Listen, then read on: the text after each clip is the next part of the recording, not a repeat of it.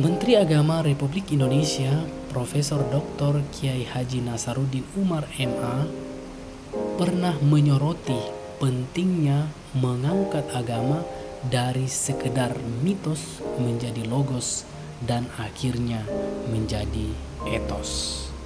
Apa yang disampaikan oleh Menteri Agama ini saya kira sangat sesuai dengan kondisi kehidupan beragama di Indonesia.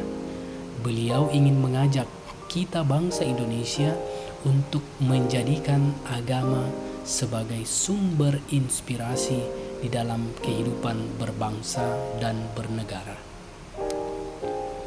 Apa yang dimaksud dengan agama sebagai mitos?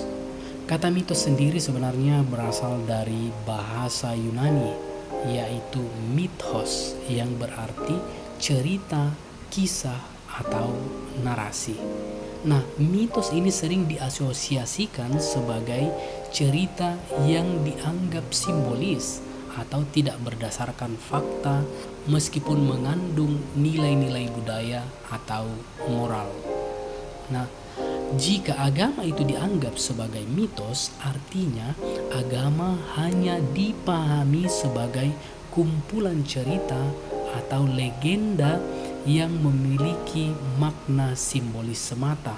Nilai-nilai agama itu tidak relevan dan tidak dapat diterapkan dalam kehidupan praksis setiap hari. Pandangan agama sebagai mitos cenderung menjadikan agama sebagai sesuatu yang jauh dari realitas sehari-hari, yang hanya sebagai narasi saja yang tidak bisa diwujud nyatakan dalam kehidupan setiap hari. Yang kedua, agama sebagai logos.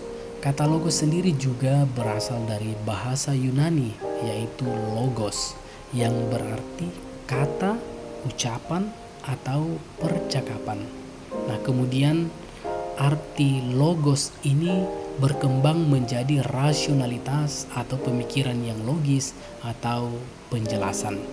Jika agama itu dipahami sebagai logos semata, artinya agama hanya dilihat sebagai sistem rasional atau yang logis yang fokus pada doktrin, hukum, atau dogma semata.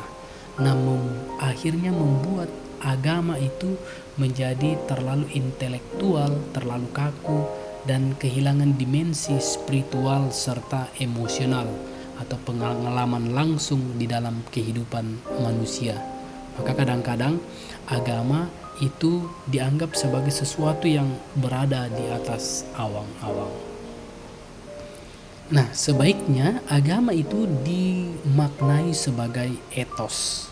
Nah, kata etos sendiri juga berasal dari bahasa Yunani, yaitu ethos, yang berarti karakter, kebiasaan, atau kepribadian. Nah, oleh karena itu, agama sebaiknya dimaknai sebagai etos. Artinya dipahami sebagai nilai, sebagai moralitas, dan semangat yang menggerakkan tindakan manusia. Nah, di dalam pendekatan ini agama menjadi sumber inspirasi untuk membangun kehidupan yang lebih baik, membentuk karakter, dan membangun etika sosial yang kuat.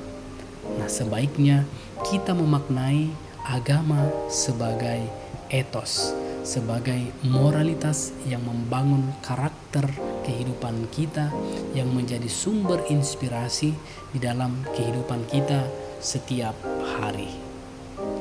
Nah, jika kita memahami agama sebagai etos, artinya agama itu bisa diterapkan di dalam kehidupan sehari-hari, dan agama itu bukan hanya sekedar cerita, mitos belaka, atau logika belaka, tetapi sesuatu yang bisa dijadikan sebagai panduan di dalam kehidupan kita setiap hari.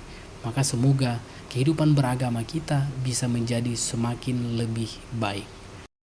Akhirnya, apapun agamamu, baik Muslim, baik Kristen, baik Katolik, Hindu, atau Buddha, atau Konghucu, atau agama apapun itu, maknailah agama sebagai etos yang menjadikan inspirasi di dalam kehidupan kebersamaan kita.